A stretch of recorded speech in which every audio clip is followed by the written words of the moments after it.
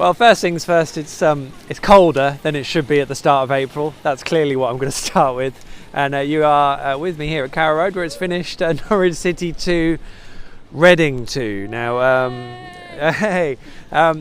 in fairness, people are mostly in a good mood. I did just bump into Jordan Rhodes on the way back, and I think he feels a bit beaten up that his header, which would have made it 3-1 in injury time, didn't go in. It has to be said, it was a phenomenal save from Martinez in truth, and one of a couple he made a good one from Pukki earlier on before that as well. But this was quite a remarkable game in so many ways. I was thinking about it before kickoff. Actually, I was thinking about it yesterday, I think, and Portuguese coach lining up against Norwich and their expansive, fluid, attacking, brave football.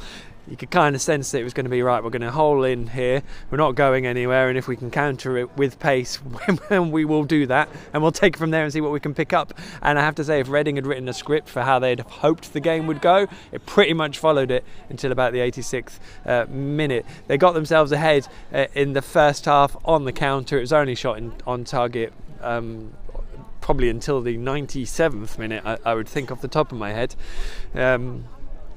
It was a nice break, Barrow down the right. It did come from Norwich losing possession in midfield, I believe, from Stiepermann, although I haven't seen many replays at all from the game today, so apologies if some of these bits are wrong. It was a good first-time finish from Mete. I would suggest maybe Ben Godfrey wasn't quite close enough to him, but it was kind of scooped. It somehow just went over Tim Krul. It was a bit scratchy, but, well taken, and it did feel like it was going to be one of those afternoons. And don't forget, Norwich have won their last 8 games. They've only lost 6 games all season, so to have one of those games would still be quite an infrequent occurrence given what we've enjoyed for the entire campaign. Norwich up until that point had sort of pressed Reading hard, and just Reading were happy to sit there. They continued that theme for the entirety of the game. It has to be said that Norwich did play with a much better tempo in the second half. They moved the ball around quicker, and they probably got better openings. They did have openings in the first half. It was just weird. They just didn't feel, although Christoph Zimmermann did say they were really good chances, and that's what the stats said. To me, they didn't feel like 100% chances. They felt that maybe it was Norwich's finishing was off as well, and a bit of that, and they just maybe snatching at things and a lack of composure. I'm not sure, but ultimately they did create better things in the second half. But it took until the 86th minute with Ben Godfrey hitting an absolute rasper into the top corner, a phenomenal moment that lifted Carrow Road to another level that was followed by, on 88 minutes, Christoph Zimmermann's header from a Kenny McLean corner. Kenny McLean, of course, on set pieces for the night in the absence of Emi Buendia, serving the first of his 3-game ban. More on Emi in a moment. But that moment when Zimmermann headed clear, 2 minutes to go, Norwich turning around a game that they'd pushed so hard to get something from. The place erupted. Seems reminiscent of the other great comebacks we've seen this season. That was where it was supposed to end, but the irony being that of 6 minutes of added time that Reading effectively earned themselves through time wasting. Their goalkeeper was booked after about 47 minutes for taking too long over a goal kick.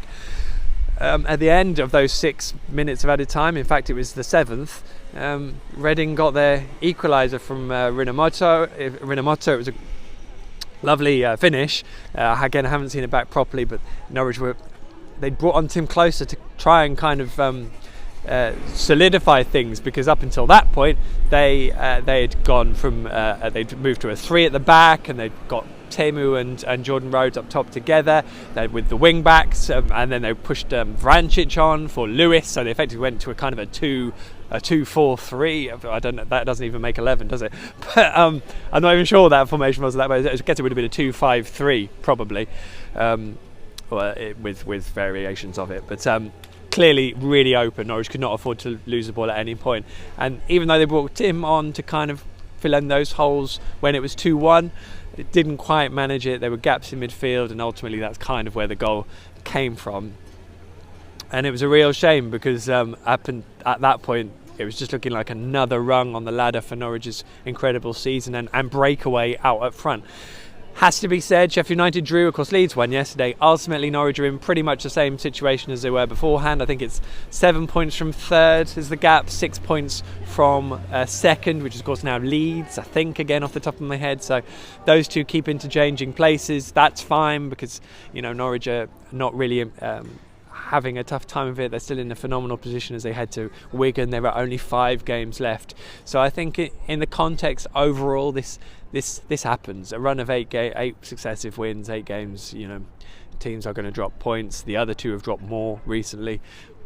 Norwich are in a phenomenal position. What they need to do is keep their heads, not there's a few down heads, and I think had it have just finished 1-1, everyone would have been fine with it. I think the fact that they've got themselves ahead and then the concession has kind of made it harder to take, which is understandable. But again, I think in 3 or 4 days' time, once we get round to Norwich heading to the DW Stadium, hopefully that'll be out of their system, and Norwich can kick on and go back to where they were.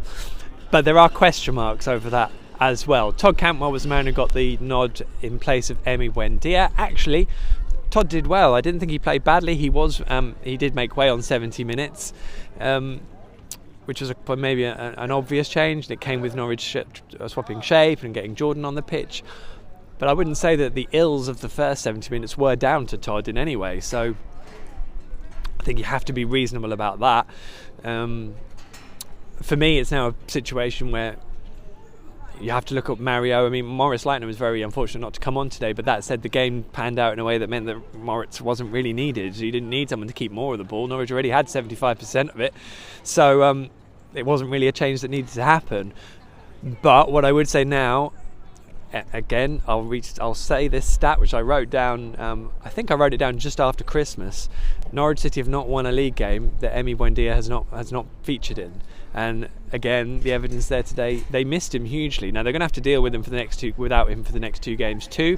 And to me, therefore, I would maybe look at just how you can adjust that so that Moritz and Mario are involved in the 11. Because for me, at this point now, it's like, let's try and work this out.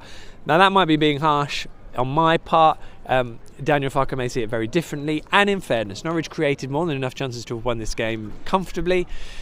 It kind of all played into Reading's hands. They will be delighted, and fair play to Jose Gomez, because when they did go down 2-1 behind, he made a double substitution in the 94th minute to kind of still go for it, and they got a due reward from that. And you can't criticise Reading for how they went about it. They're fighting for their lives. They dug in. They fought really hard.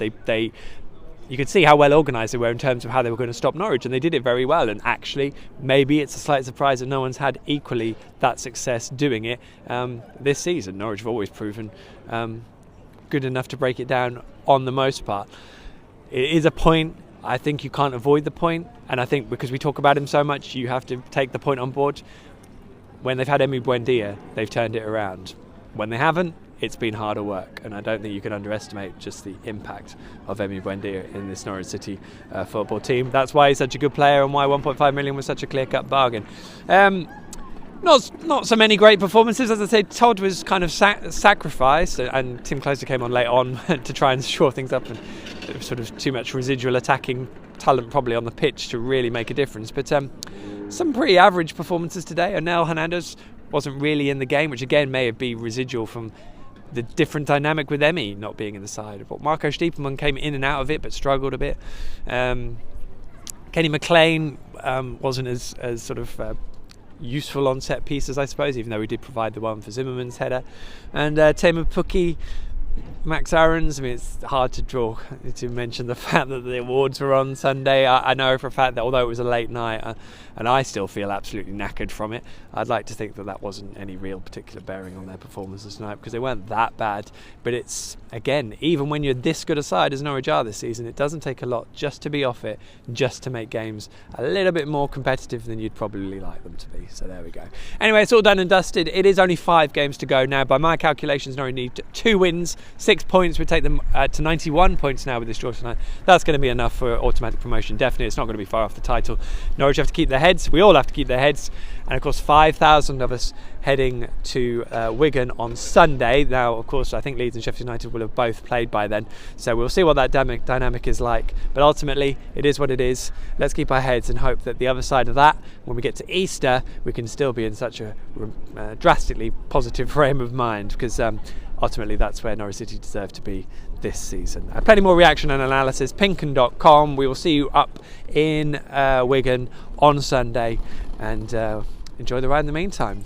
It finished here at Norwich City 2, Reading 2.